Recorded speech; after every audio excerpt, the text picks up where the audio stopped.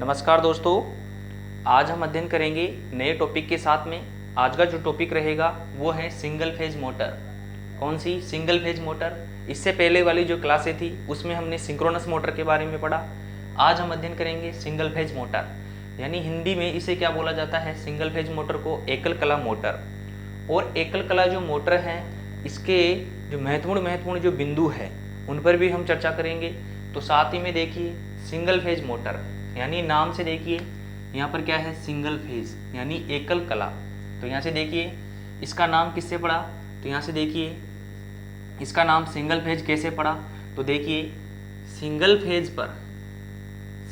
पर कार्य करने वाली मोटर। क्या बोलेंगे? सिंगल फेज पर कार्य करने वाली मोटर को क्या कहते हैं? एक कलीय मोटर। एक कलीय मोटर कहते हैं। ध्यान रखिए, सिंगल फेज पर कार्य करने वाली मोटर जो होती है वो कौन सी कहलाती है? एक कलीय मोटर या सिंगल फेज मोटर कहते हैं। अब यहाँ से देखिए महत्वपूर्ण बात जो है, इस यहाँ से भी क्वेश्चन पूछा जा चुका है कि जो सिंगल फेज जो मोटर होती है वह सेल्फ स्टार्ट होती है या सेल्फ स्टार्ट नहीं होती है। तो यहाँ से देखिए सिंगल फेज जो मोटर होती है वह सेल्फ स्टार्ट मोटर नहीं होती है। ध्यान रखिए, अभी देखेंगे यह मोटर सेल्फ स्टार्ट मोटर नहीं होती है। ध्यान रखिए क्या है? यह मोटर सेल्फ स्टार्ट नहीं होती है। ध्यान रखिए यहां से देखिए सिंगल फेज मोटर का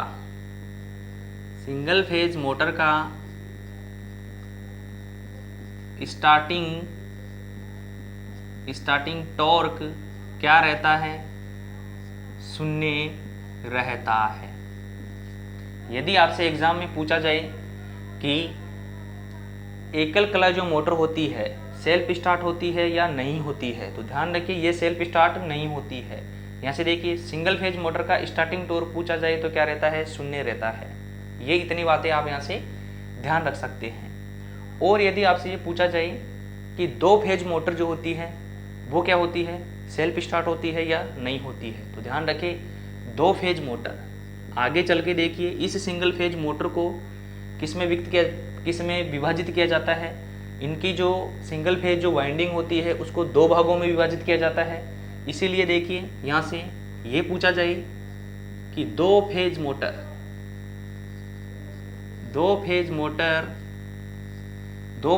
क्या होती है? सेल्फ स्टार्ट होती है। ध्यान रखिए दो फेज मोटर कौन सी होती है? सेल्फ स्टार्ट मोटर होती है।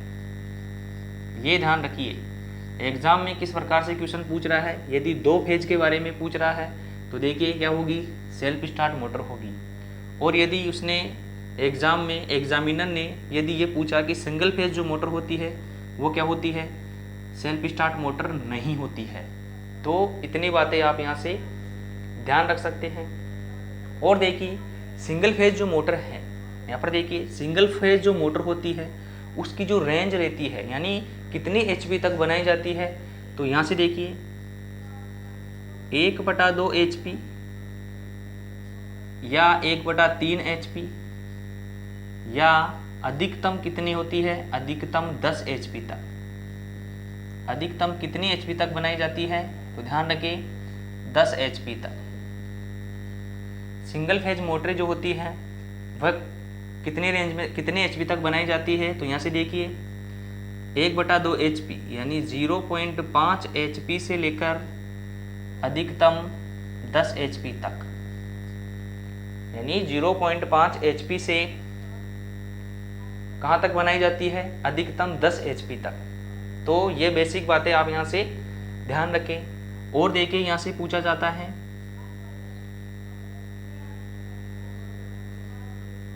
735 वाट या 1 HP, 735 वाट या 1 HP से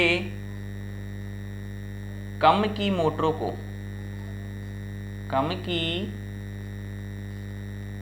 को क्या बोला जाता है? तो ध्यान रखिए 750 वाट या 1 HP से कम की मोटरों को बोला जाता है अंशीय मोटर, अंशीय शक्ति मोटर। क्या बोलते हैं? अंशीय शक्ति मोटर कहा जाता है। और देखिए सिंगल फेज जो मोटर होती है वह किसके सिद्धांत पर कार्य करती है? ये भी एग्जाम में क्वेश्चन पूछा जा चुका है। ये बेसिक है, यानी स्टार्ट करने से पहले इन चीज़ों को हमें जानना जरूरी है। तो यहाँ से देखिए आपसे पूछा जाए सिंगल फेज मोटर किसके सिद्धांत पर कार्य करती है? तो ध्यान रखें फेरोसिस या उसे बोलते हैं फेरोसिस तथा क्रॉसफील्ड के सिद्धांत पर। यहां से देखिए फेरोसिस तथा क्रॉसफील्ड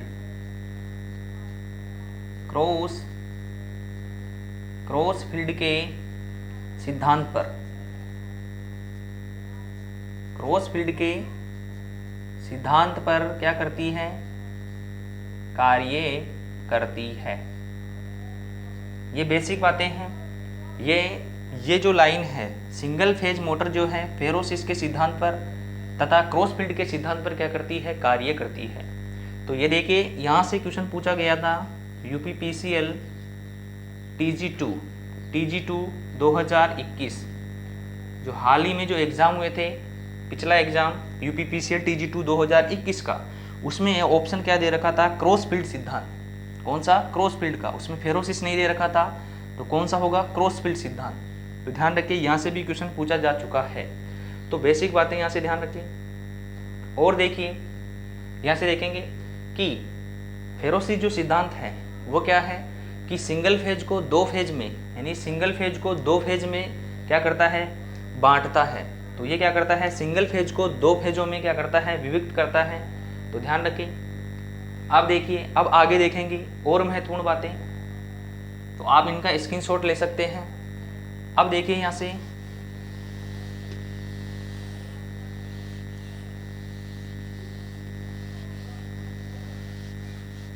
अब यहाँ से देखिए कि जो सिंगल फेज जो मोटर होती है, यहाँ से देखिए थोड़ा सा, सिंगल फेज जो मोटर होती है उनमें देखिए दो वाइंडिंग और एक क्या लेते हैं? रोटर।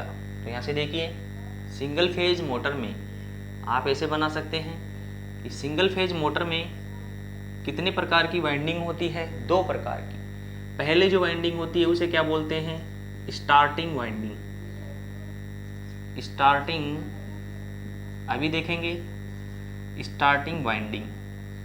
यहाँ से देखिए दूसरी जो वाइंडिंग होती है उसे क्या बोलते हैं? रनिंग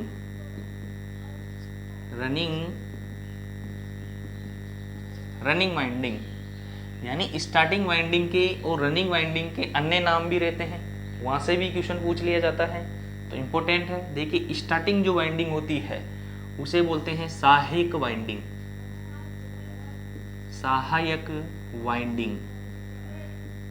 या ऑक्सिलरी वाइंडिंग।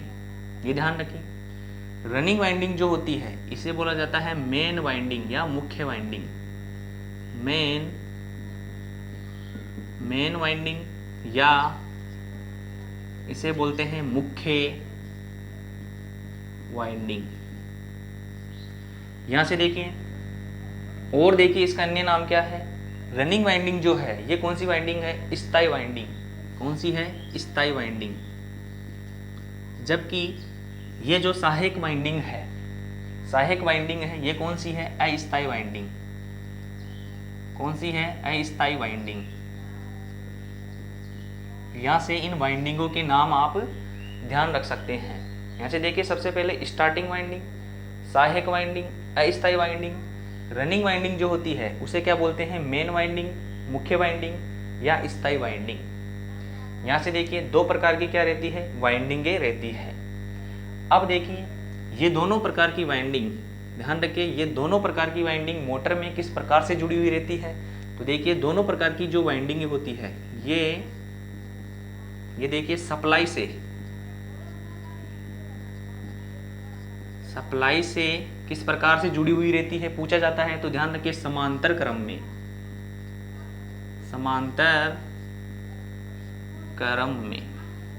क्रम में संयोजन रहता है। जैसे यहाँ पर देखें और देखिए, यहाँ से पहले इनकी जो इम्पोर्टेंट बातें हैं वो देख लेते हैं। तो यहाँ से देखिए एक वाइंडिंग होती है स्टार्टिंग वाइंडिंग। तो देखिए मुख्य वाइंडिंग या स्टार्टिंग वाइंडिंग के बारे में देखेंगे।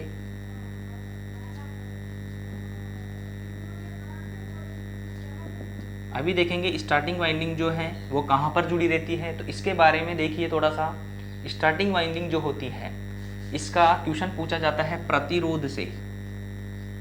इसका प्रतिरोध क्या रहता है? तो ध्यान रखिए स्टार्टिंग वाइंडिंग का जो प्रतिरोध रहता है वो क्या रहता है? उच्च रखा जाता है। और देखेंगे कि इसका जो प्रेरकीय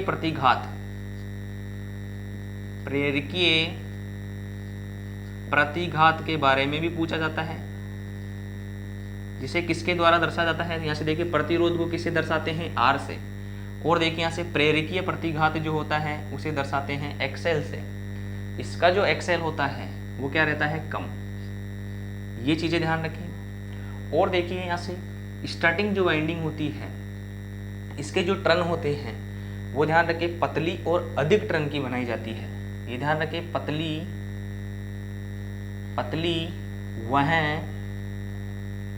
अधिक टर्न की बनाई जाती है।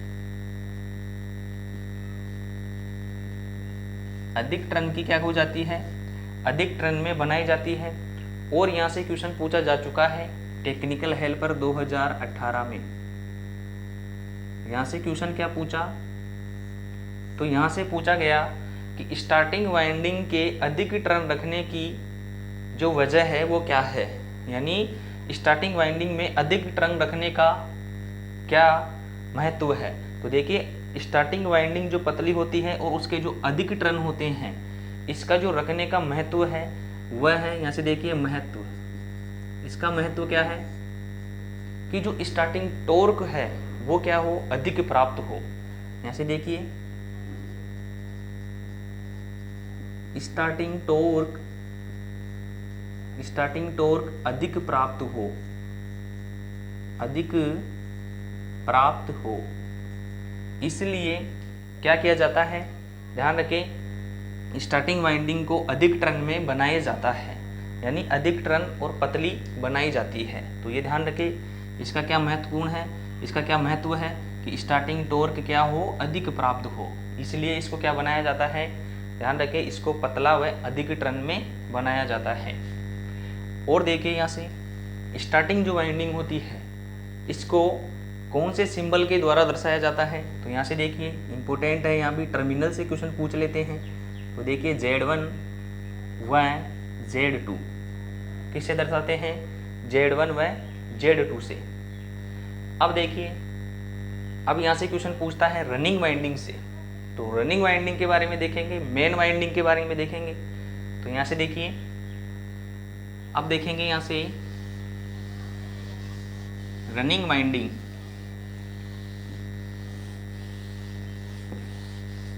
यहाँ से देखिए रनिंग वाइंडिंग, यहाँ से देखिए मेन वाइंडिंग,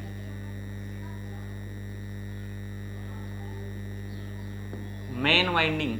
अब देखिए मेन वाइंडिंग जो होती है, मेन वाइंडिंग का यहाँ से पूछता है कि प्रतिरोध कम होता है या अधिक। तो यहाँ से ध्यान रखिए मेन वाइंडिंग जो होती है उसका देखिए प्रतिरोध क्या रखा जाता है? कम रखा जाता है। क्या रखा जाता है? कम रखा जाता है। और इसका जो एक्सेल है वह क्या रखा जाता है? उच्च रखा जाता है। यानी इसका जो प्रेरकीय प्रतिघात है वो क्या रखा जाता है? उच्च रखा जाता है। और देखिए यहाँ से क्वेश्चन पूछता है कि जो मेन वाइंडिंग जो होती है, मेन वाइंडिंग जो होती है इसका जो टर्मिनल की संख्या, यानी टर्मिनल के जो चिन्ह होते हैं या टर्मिनल किसके द्वारा दर्शाया जाता है, तो देखिए यहाँ से दर्शाते हैं U1 व U2 के द्वारा। ये चीज़ें ध्यान रखिए। देखिए इसका प्रतिरोध क्या रहता है, कम, और इसका जो एक्सल रहता है वो क्या रहता है, उच्च। और यहाँ से देखिए इसको किससे दर्शाते हैं, U1 व U2 के द्वारा क्या किया जाता है, इसे दर्शाया जाता है। मेन वाइंडिंग जो होती है उसे यहाँ पर दर्शाया जाता है। अब देखिए यहाँ पर क्वेश्चन पूछता है कि जो सिंगल फेज जो मोटर है वहाँ पर स्टार्टिंग वाइंडिंग और जो रनिंग वाइंडिंग है वह कहाँ पर की जाती है, तो ध्यान रखिए वो कहाँ पर कहते हैं, स्टेटर पर। कहाँ पर करी जाती है, स्टेटर पर। तो यहाँ से देखिए, अब देखिए यहाँ पर देखेंगे कि ये किस प्रकार से इसकी संरचना रहती है। तो यहाँ पर देखिए, यहाँ पर देखेंगे जैसे आप इस प्रकार से इनको समझ सकते हैं। ये क्या है, स्लॉट है।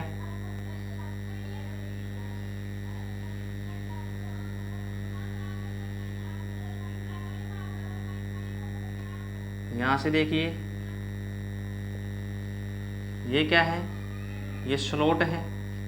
तो देखिए यहाँ पर एक स्लॉट रहता है आंतरिक भाग में,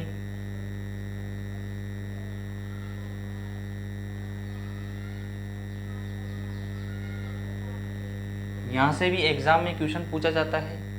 तो ध्यान रखिए कम गहराई में, यानी बाहरी जो स्लॉट होते हैं उसमें कौन सी वाइंडिंग स्थापित की जाती है, तो ध्यान रखिए स्टार्टिंग वाइंडिंग। तो देखिए कम गहराई में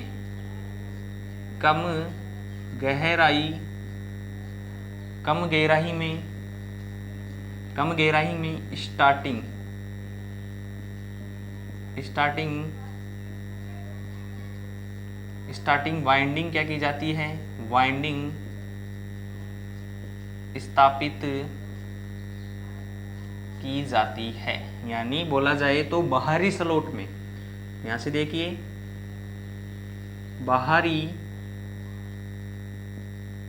बाहरी स्लॉट में कौन सी वाइंडिंग करते हैं, तो ध्यान रखिए स्टार्टिंग वाइंडिंग। और जो आंतरिक जो स्लॉट है, यहाँ पर देखिए ये जो आंतरिक स्लॉट दिख रहे हैं, आंतरिक स्लॉट में यहाँ से देखिए अधिक गहराई या आंतरिक स्लॉट, यहाँ से देखिए अधिक गहराई या आंतरिक स्लॉट वाले जो स्लॉट हैं, स्लॉट में कौन सी वाइंडिंग करते हैं, मेन वाइंडिंग, मुख्य वाइंडिंग या मेन वाइंडिंग की जाती है। तो ये चीज़ें आप यहाँ पर ध्यान रख सकते हैं। अब यहाँ से देखिए अपन देख रहे थे कि रनिंग और स्टार्टिंग वाइंडिंग को कौन से क्रम में जोड़ा जाता है। तो देखिए यहाँ से इस प्रकार से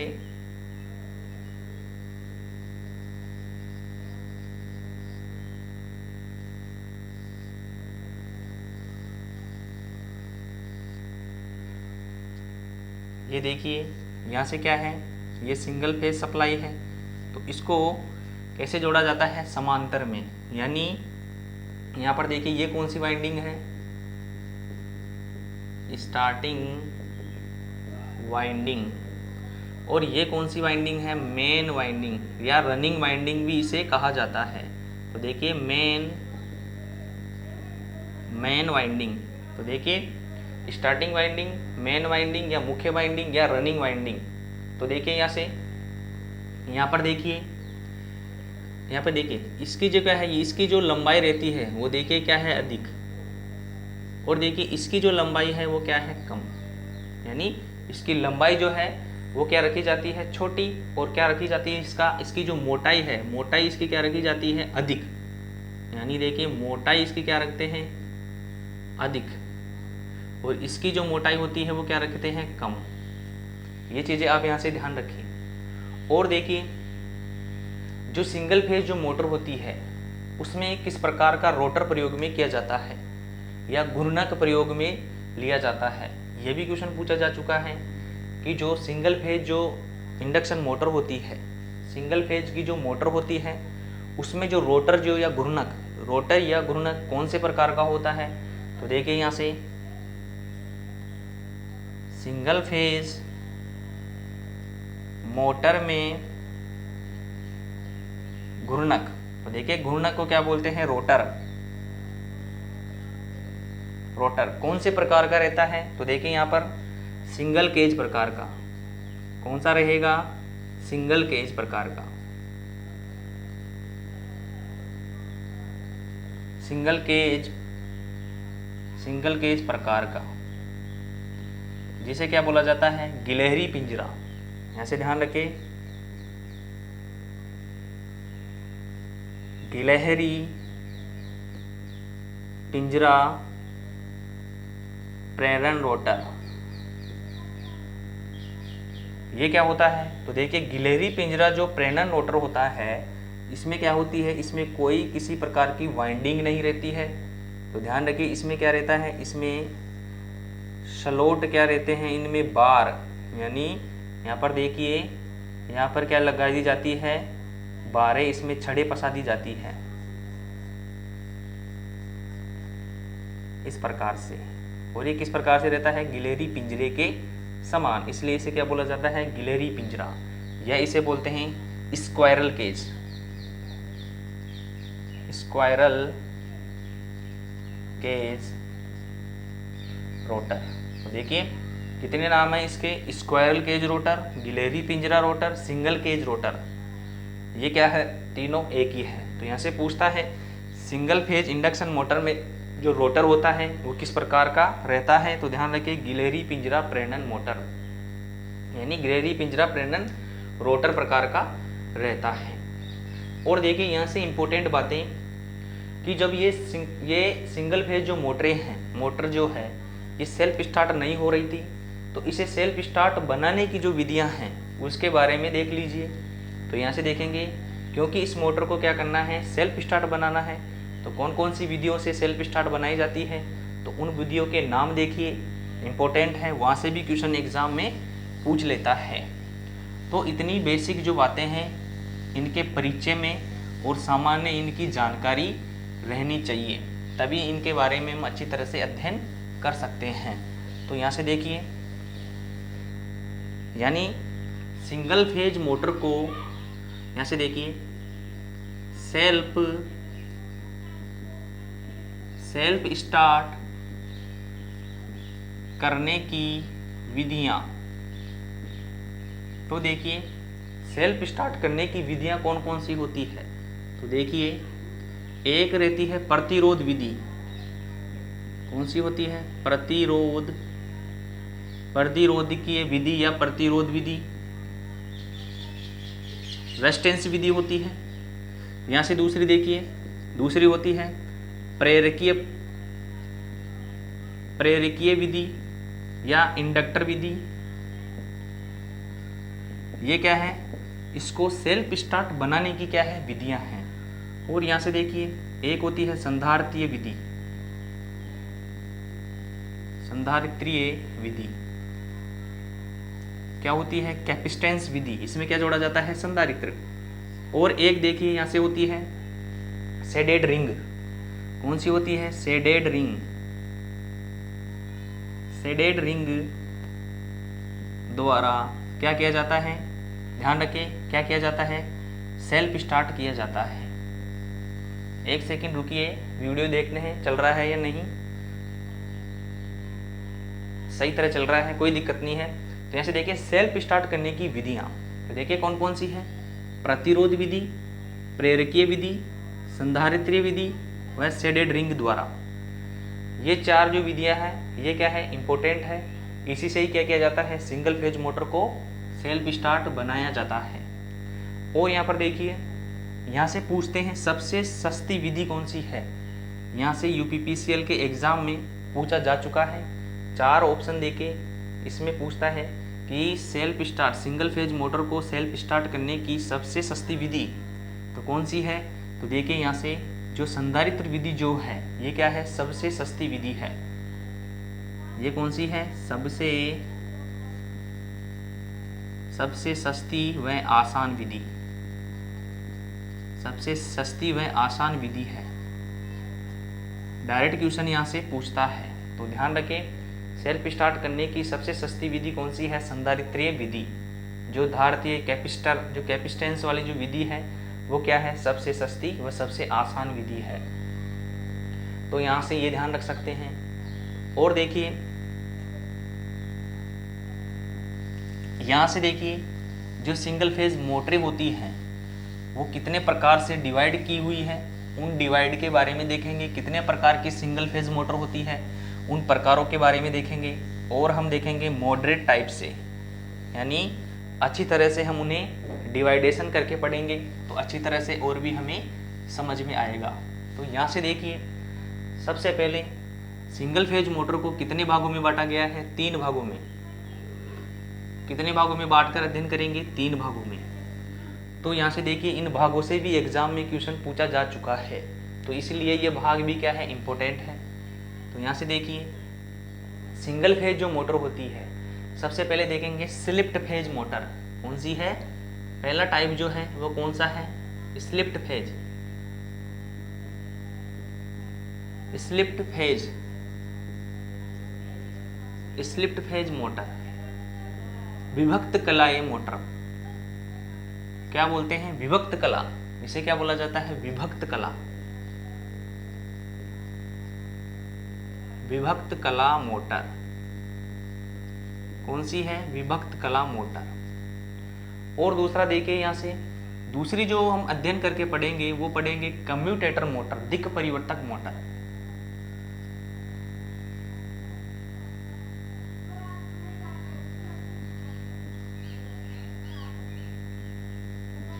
कम्यूटेटर मोटर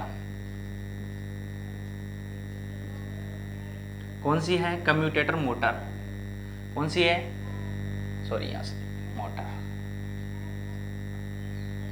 तो यहाँ से देखिए कम्यूटेटर मोटर, तो देखिए कम्यूटेटर मोटर जिसे क्या बोला जाता है? दिक् परिवर्तक मोटर। कौन सी है? दिक् परिवर्तक मोटर। दिक् परिवर्तक मोटर। इसमें देखिए दिक् परिवर्तक मोटर क्यों बोला जाता है? क्योंकि इसमें क्या उपयोग में लिया जाता है? कम्यूटेटर, यानी इन मोटरों में क्या लेंगे? कम्यूटेटर उपयोग में लिया जाता है। यहाँ से देखिए यहाँ से पढ़ेंगे सिंगल फेज कौन सी मोटर?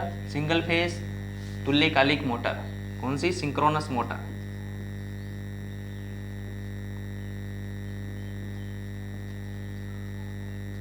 मोटर। तो यहाँ से देखिए कौन सी है? यहाँ पर देखिए तुल्यकालिक मोटर, यानी सिंगल फेज तुल्यकालिक मोटर। थोड़ी सी आवाज की प्रॉब्लम रहेगी तो यहाँ से देखिए सिंगल फेज तुल्यकालिक मोटर। तो देखिए स्लिप्ट फेज जो मोटर होती है वह निम्न प्रकार की होती है। इन प्रकारों में हम बांटकर इनको क्या करेंगे? अध्ययन करेंगे। तो यहाँ से देखिए ये जो होती है ये कौन सी है? Resistance start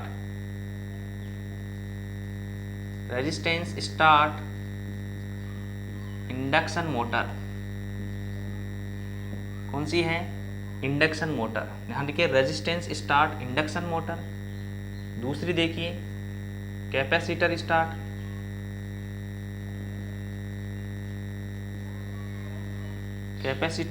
start induction motor. और यहाँ से देखिए यहाँ से पढ़ेंगे परमानेंट कैपेसिटर। देखिए यहाँ से परमानेंट कैपेसिटर इंडक्शन मोटर। और यहाँ से देखिए एक होगी कैपेसिटर स्टार्ट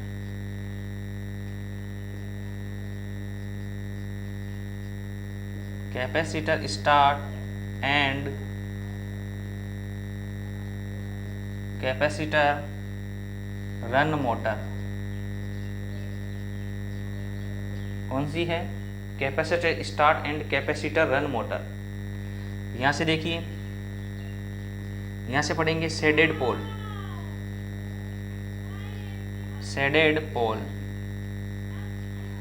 पोल मोटर।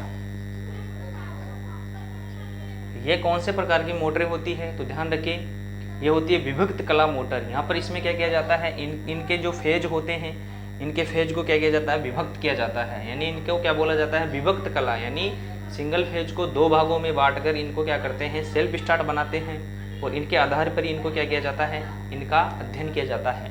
तो देखिए, रेजिस्टेंस स्टार्ट, प्रतिरोध स्टार्ट विधि, संधारित्र स्टार्ट विधि, परमानेंट कैपेसिटी स्टार्ट विधि। यहाँ से देखिए, capacitor start and capacitor run motor. एक होती है शेडेड पोल मोटर। यहाँ से देखिए, दिक् परिवर्तक मोटर इंपॉर्टेंट है। अब देखिए, कम्यूटेटर जो मोटर होती है वो कौन सी होती है? तो यहाँ से देखिए, प्रतिकर्षण मोटर कौन सी है, प्रतिकर्षण मोटर कौन सी आएगी, प्रतिकर्षण मोटर, जिसे क्या बोला जाता है, रिपल्सन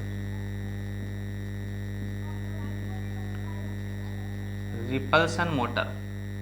और यहाँ से देखिए, दूसरी दिक् परिवर्तक मोटर कौन सी होती है, सिंगल फेज की? तो ध्यान रखिए, यूनिवर्सल मोटर कौन सी होती है, यूनिवर्सल मोटर, जिसे क्या बोला जाता है, सार्वत्रिक मोटर।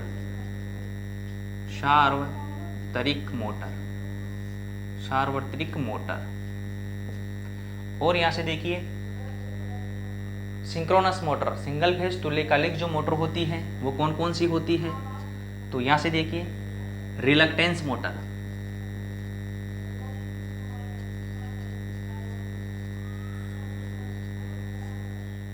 कौन सी है, रिलक्टेंस मोटर, जिसे क्या बोला जाता है, प्रतिष्ठंभ मोटर।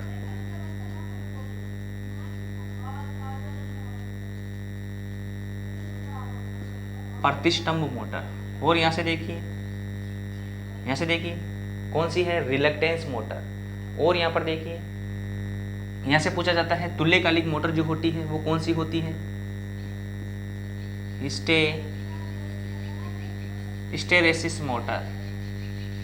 कौन सी, सेतिल्य मोटर, इसे क्या बोला जाता है,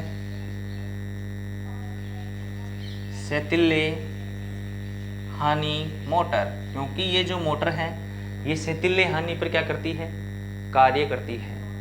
और देखिए, यहाँ से देखिए, फिर से देखिए, कला वियुक्त जो मोटर होती है वो देखिए, resistance start induction motor, capacitor start induction motor, permanent capacitor induction motor, capacitor start and capacitor run motor और शेडेड पोल मोटर। ऐसे देखिए, दिक् परिवर्तक मोटर कौन सी होती है? तो देखिए, प्रतिकर्षण मोटर। और एक होती है यूनिवर्सल मोटर। यहाँ से देखिए, तुल्यकालिक जो मोटर होती है सिंगल फेज की वो कौन कौन सी होती है, रिलक्टेंस मोटर, एक होती है सेतिल्य मोटर। तो ध्यान रखिए, कौन सी है, सेतिल्य मोटर। और एक मोटर और आती है जिसे बोला जाता है स्टेपर मोटर।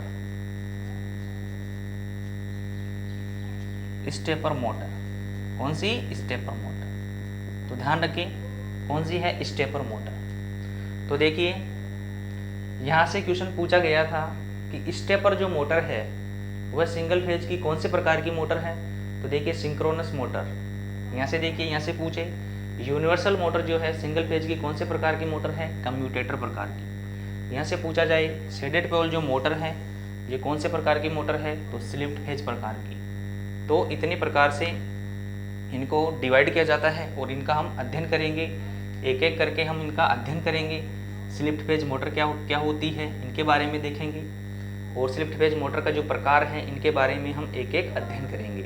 तो आज के लिए इतना ही। यदि आपको ये वीडियो पसंद आया है तो वीडियो को लाइक करें और अपने दोस्तों के साथ शेयर जरूर करें। धन्यवाद। जय हिंद, जय भारत।